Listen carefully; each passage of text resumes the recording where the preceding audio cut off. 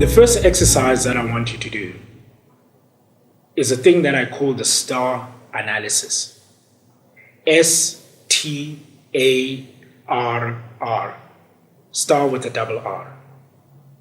The S stands for shareholders. Every company, and indeed every person, has got shareholders.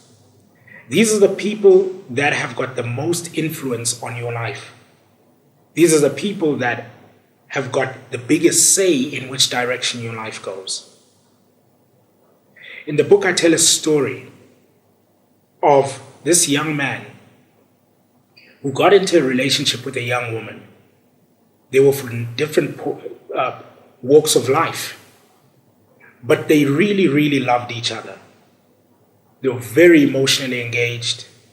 They were very psychologically engaged. They loved each other's company. But they took it a little bit too far, and the young lady fell pregnant. When the young man asked where to go to in order to discuss this issue with her family, she gave the young man an address which was actually not her home address. It was an address that belonged to some man out there. When he dug deeper to find out who this man was, the young lady explained to him that when she was young, her father passed away. And a young social worker, young man social worker, came into their lives. She was probably about 10 years old then. And the young social worker, young, charming young man, helped the family to fill in the different forms because her parents were illiterate. He helped them go through all the insurance claims, social grant claims, and he became their benefactor. Over the next couple of years, he provided for them, guided them. And before long, once she had hit the age of 14 or 15, the social worker began a sexual relationship with this young lady. Her mother knew about it, the uncles knew about it, but they thought this is a charming young man.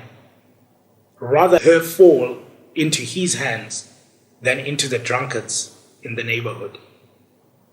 So she had grown up in this relationship with the social worker, believing that it was her obligation to be in a relationship for the sake of her family, until she met another young man who showed her true love.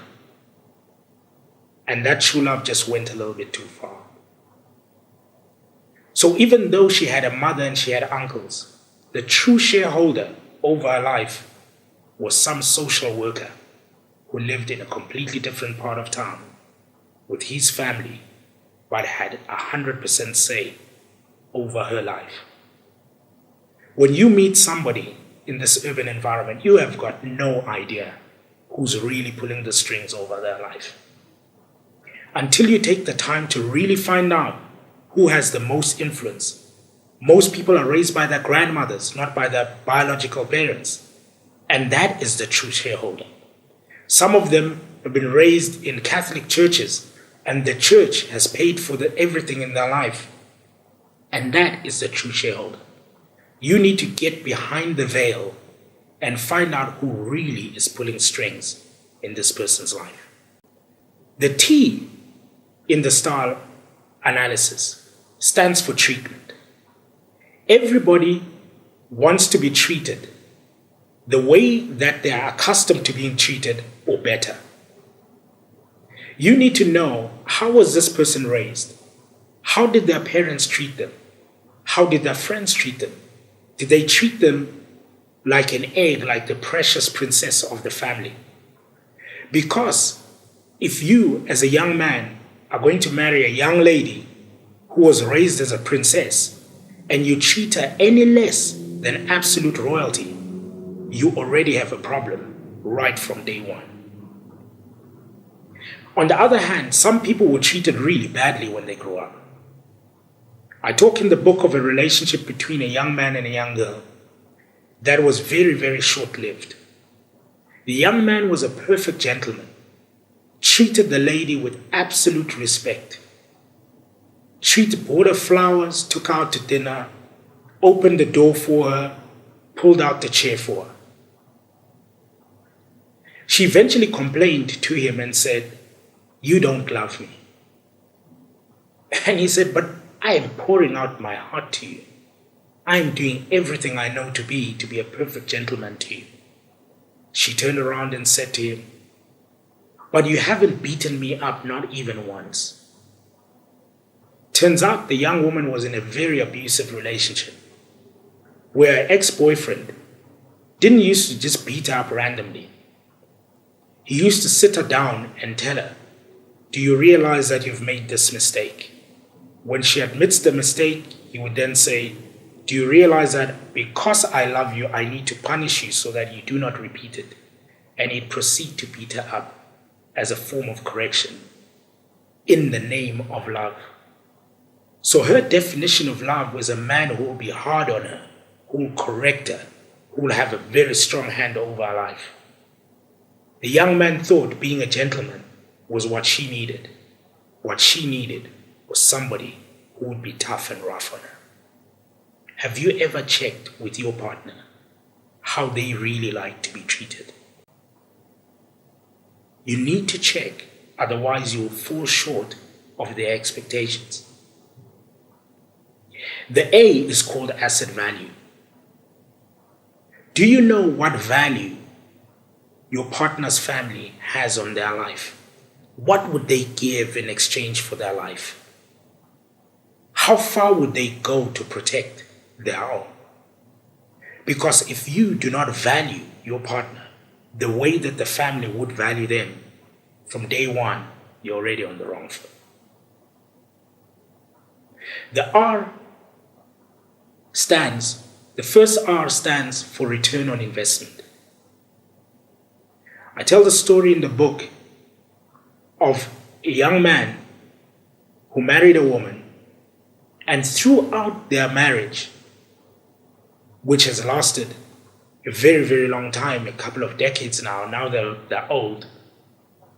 Throughout the marriage, the wife always brought members of her family to live with them.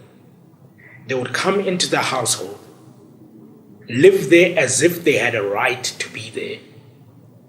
They would take things that didn't belong to them, that make the life of the biological children in the household a living misery.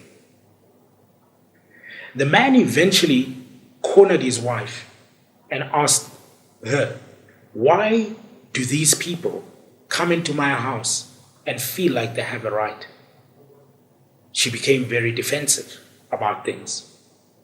But eventually, the man went to one of his in-laws and found out that the mother-in-law, his mother-in-law, was not a biological child of her family. She was adopted. And the sisters in her adopted family told her that because they had had to share their food and their clothes with her, the day she gives birth to children, those children have to grow up and look after their own children. So you see, this young man inherited a burden that his wife was carrying on behalf of her mother, and he had no idea. He had a financial burden, a management burden, an emotional burden that came from his wife's family, but he didn't know that until he was already married. It is important that you understand what debt your partner is carrying on them and how they intend paying it, because their debt will become your debt. The last R is return on equity. You see, some families come from a certain pedigree. Maybe they come from a family of doctors. Maybe they come from a family of musicians. Maybe they come from a family of certain professionals, a certain professional discipline. That family is going to expect their child to carry forward the name of the family in the trade of the family. Now here's the thing.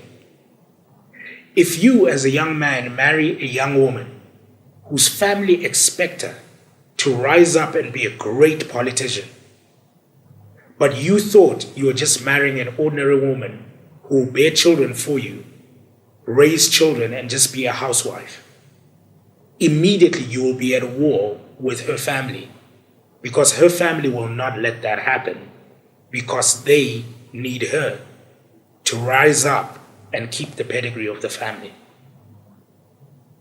Never punch above your weight, and never punch above your weight. Always know in which division your life is, and stay in your division. Thank you.